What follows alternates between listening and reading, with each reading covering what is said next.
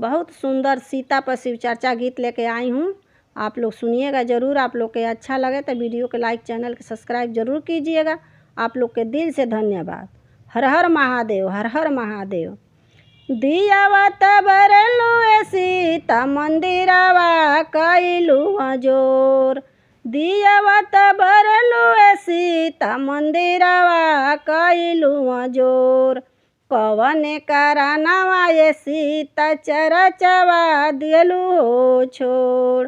कवने कारनवा ये सीता चरचवा दिलू हो छोड़। ससुर बोलिया बोलला ये शिवजी सासू दिली ताना मार। ससुर बोलिया बोलला ये शिवजी सासू दिली ताना मार। यही कारनवा ये शिवजी चरचवा दियनी हो छोड़। यही कारनवा ये शिवजी चरचवा दियनी हो छोड़। सास ससुर के बोलिया हृदय में हो समार। सास ससुर के बोलिया हृदय में हो समार। ओकर जवाबवा ये सीता हमारे लगे होबा। ओकर जवाबवा ये सीता हमारे लगे होबा। दियावत बरलुए सीता मंदिरवा कइलू जोर।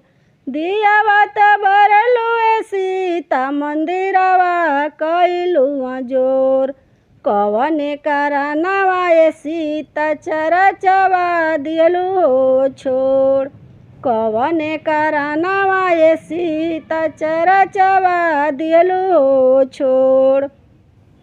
जेठा बोलिया बोला ये शिवजी जेठानी दिली ताना मार।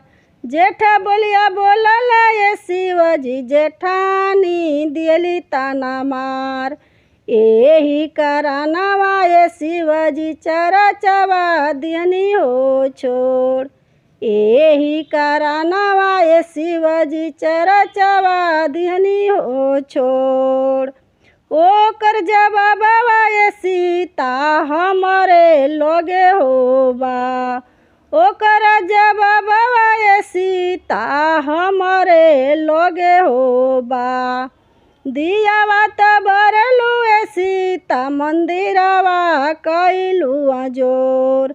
दियावत बरलुए सीता मंदिरवा कइलू जोर। कवने कारनवा ये सीता चरचवा दिलू हो छोड़। कवने कारनवा ये सीता चरचवा दिलू हो छोड़।